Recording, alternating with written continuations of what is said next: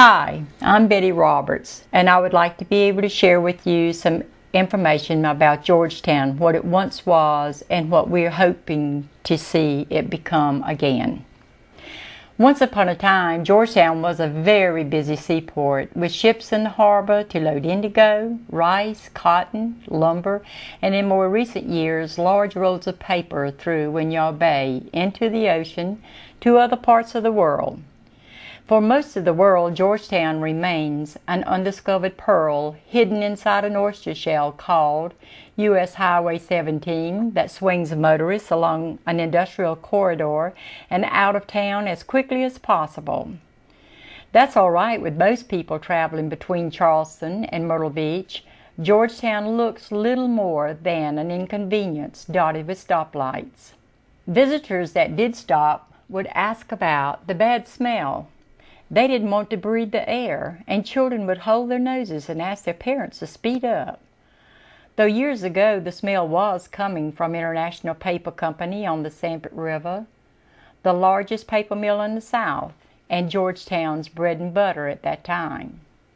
When you asked locals about the smell, they would smile and say, "That's the smell of money."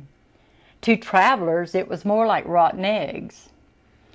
A few years back, the mill did find a way to eliminate most of its smell, thank goodness. And now the lasting picture of our fair city is the gigantic steel mill that blocks the view of our beautiful harbor in downtown.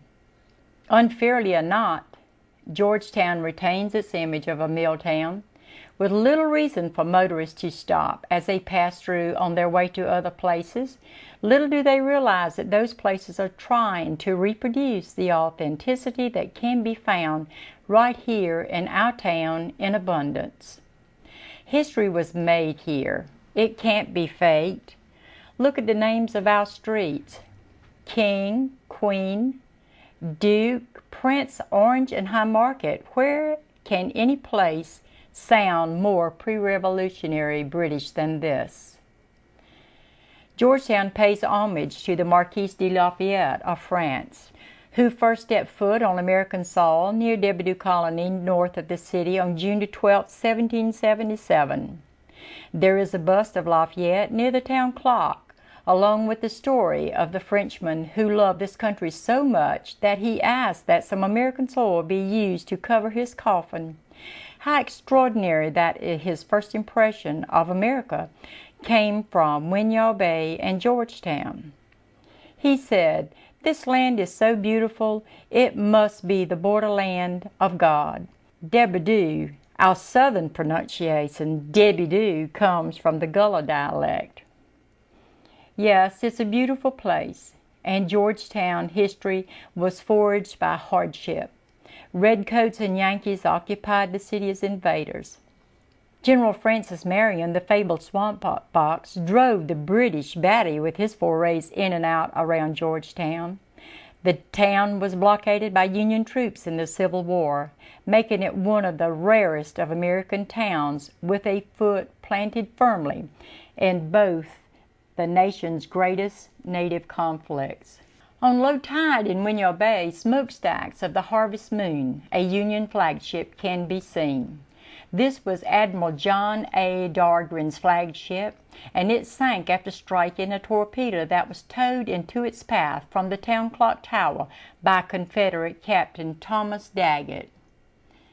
Isolated by 5 rivers, that is used today for pleasure and enjoyed by many for recreation, Georgetown had made a long, slow recovery from the Civil War.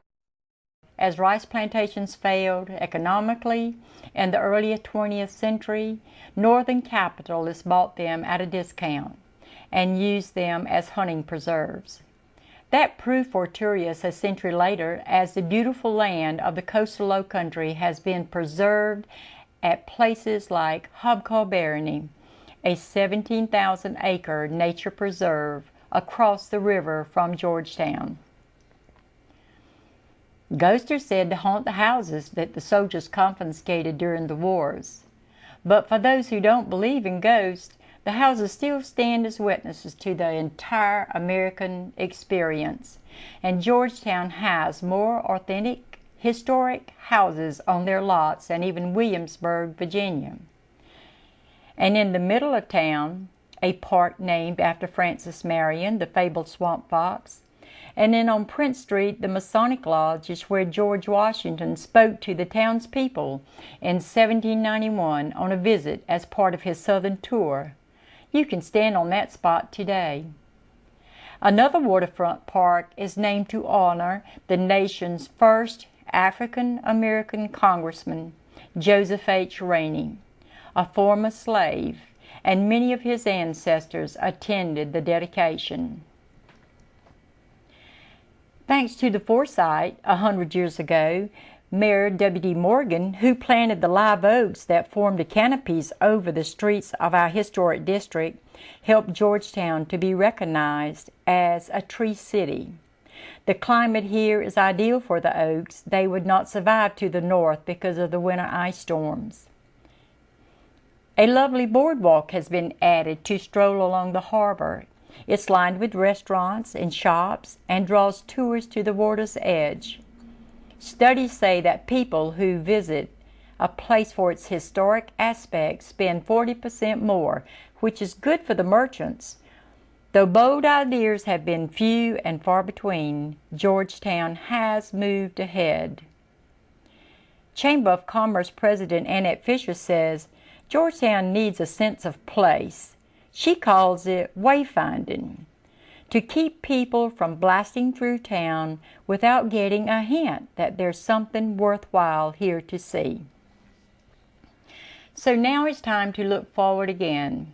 The Georgetown Business Association, in cooperation with the Georgetown County Chamber of Commerce and others, brought in a team of consultants from Clemson University for an intensive 3-day study, a charrette of Georgetown titled Bridge to Bridge.